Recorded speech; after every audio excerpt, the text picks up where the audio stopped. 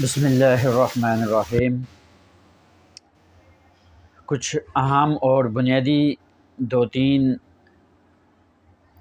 مسائل ہیں جو لوگوں کے اندر بہت زیادہ مشہور ہیں۔ جس طرح اگر کسی کے پاؤں کے نیچے خارش ہو تو لوگوں کے اندر یہ بات مشہور ہے کہ وہ کہیں سفر کرے گا، یا اگر کوئی بچہ گھر کے دروازے سے اندر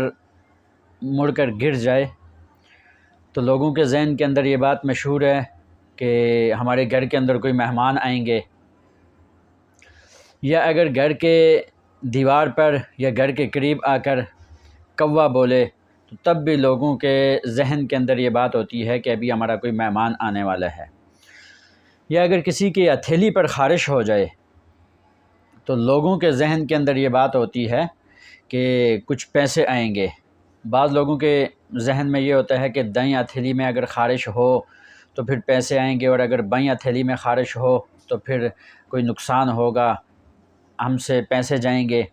اس طرح کے وہم اور طرح طرح کے خیالات لوگوں کے ذہن کے اندر پائے جاتے ہیں۔ تو یاد رکھیں، یہ جتنے بھی مسائل ہیں، بچے کا گھر کے اندر کی طرف مڑ کر گرنا، یا کوے کا بولنا، پاؤں کے نیچے خارش ہونا، ہاتھوں پر خارش ہونا، اس کے حوالے سے شریعت کے اندر کوئی رہنمائی نہیں ہے کہ آپ کو پیسے ملیں گے، یا آپ اس طرح سفر کریں گے، یا آپ کے گھر کے اندر کوئی مہمان آئیں گے۔ ہمیں سب سے پہلے اس بات کو دیکھنا چاہیے کہ یہ جتنی بھی چیزیں لوگوں کے اندر مشہور ہوتی ہیں، سب سے پہلے ہمیں شریعت کو دیکھنا چاہیے کہ ان کے متعلق شریعت کیا کہتی ہے۔ اگر شریعت نے ان کے متعلق کوئی رہنمائی کی ہو تو پھر ہمیں اس پر عمل کرنا چاہیے۔ ویسے ہم پرانے زمانے کے جو لوگوں کے اندر یہ بات چلی آ رہی ہوتی ہے، ہم اس کو اپنے ذہن میں بیٹھا کر اور پھر وہی بات لوگوں میں مشہور ہو جاتی ہے، اور پھر اگر ایسا کام ہو جائے، فرض کریں کسی کی ہتھیلی پر خارش ہے، اس کو پیسے آ جائیں، یا کسی کے پاؤں کے نیچے خارش ہے، وہ سفر کر لے، یا کوا بولے کوئی مہمان آ جائے، یا بچہ گرے کوئی مہمان آ جائے، تو لوگوں کے عقیدے کے اندر اور ان کے نظریات مزید اور پختہ ہو جاتے ہیں کہ دیکھیں ہاتھ کے اندر خارش ہوئی تھی لہٰذا یہ پیسے آئے ہیں، تو یہ لوگوں کا عقیدہ اور زیادہ مضبوط ہو جاتا ہے۔ لہٰذا ہمیں چاہیے یہ کہ اس طرح کے جتنے بھی خیالات ہیں وہم ہیں، ہمیں ان کے متعلق شریعت کو صحیح کر کے پرکھنا چاہیے، اور اس کے بعد ہمیں